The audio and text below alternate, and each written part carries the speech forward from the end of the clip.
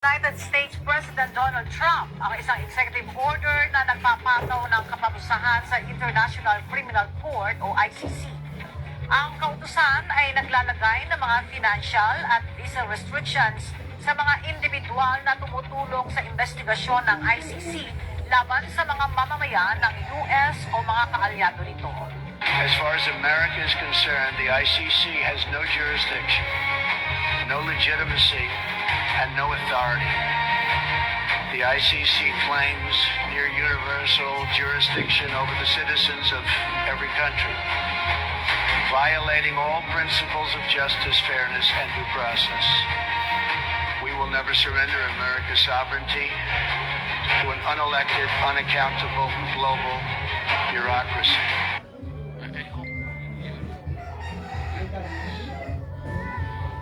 I am here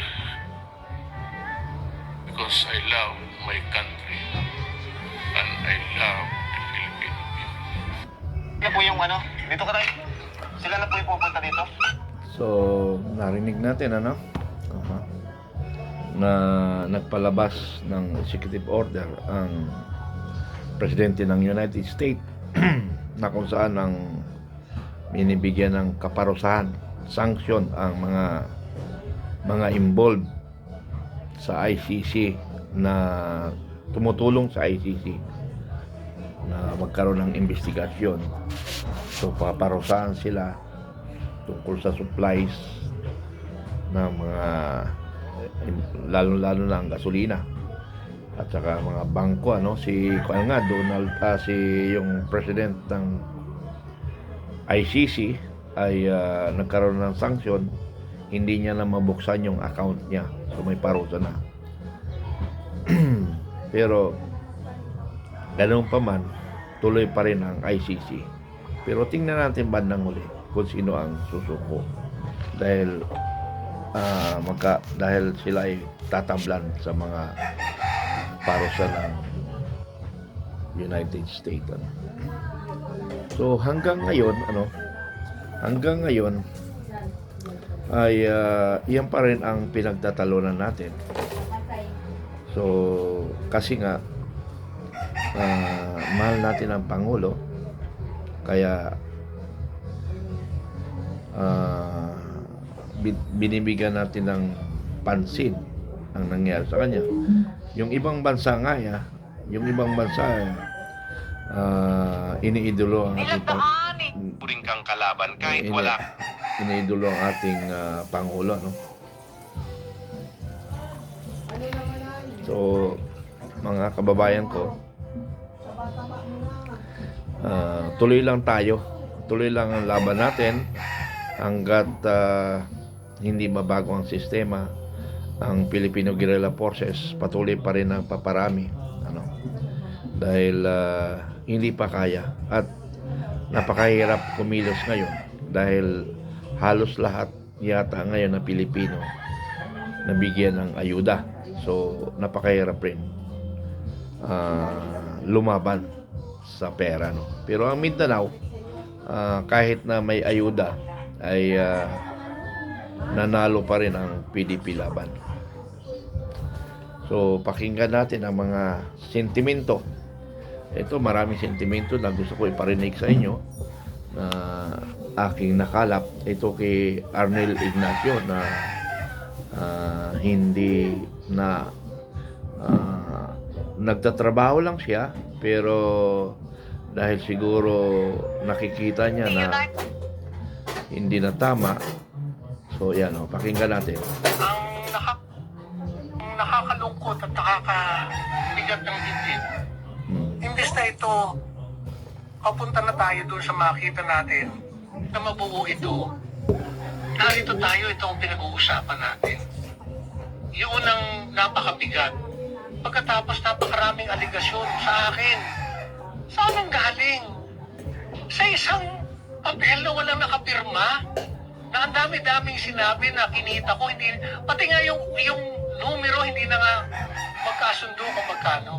But let me tell you, to the OFWs I have been serving, hindi ko kayo pinagtaksilan. Ginawa ko lang ito para sa inyong pagmamahal at wala po akong kinita dito.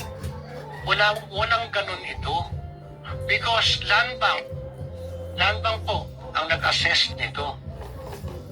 As our government financial institution, it's the Land Bank who assessed the value, and it is exactly the amount that OWA paid.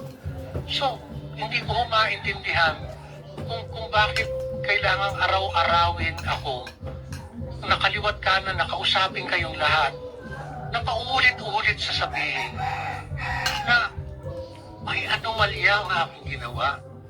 At sana naman lang binigyan ako ng pagkakataong makausap. Nagulat na nga lang po ako na isang araw pinatawag ako na ako ay papalitan. So yun po ang nangyari dito. Hindi ko po ito itinago sa ito pong ganitong magandang transaksyon. Bakit namin itatago ito?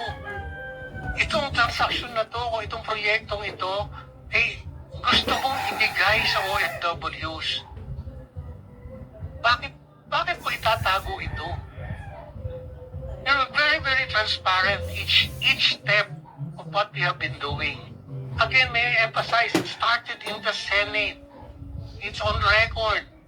And magkakatabi po kami noon.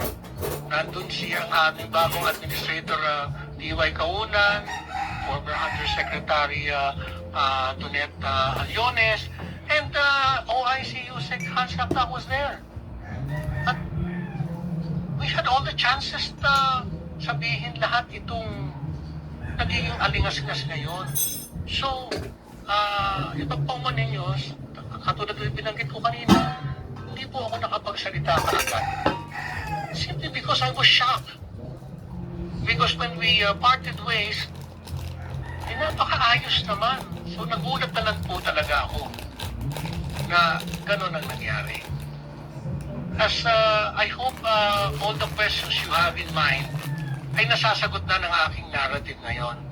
Because alam ko naman po yung mga nasa isip niyo. Kaya minabuti na namin na on this day, ito po yung kwento.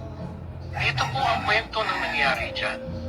Good news para sa ating mga kababayan sa ibang bansa. Ayon sa Department of Migrant Workers, mas pinadali na ang proseso para sa mga digital na sistema. Siyempre, yung Overseas Employment Certificate o yung OEC na kailangan ng mga OFW ay ilalagay na po sa egov.ph application. Yes, tama po kayo. Kaya sa ating mga kababayan dyan, mga OFW, mag-download na kayo ng egov.ph kasi yan po yung app kung saan pwede na tayong kumuha ng ating mga OEC. Siyempre, yung e-travel na pinoproblema din po lahat ng mga OFW ay integrated na rin siya sa Bureau of Immigration kaya mas mabilis na ang proseso natin sa airport. So, ang mga pangyayaring yan ay abangan natin sa month of June. So, next month na yan. So, tingnan na lang natin kung ano yung magiging process na gagawin at kung ano yung dapat nating i-update para sa darating na June para sa mga kababayan natin na babalik sa abroad at uuwi sa Pilipinas ay dyan na po kukuha sa isang application lamang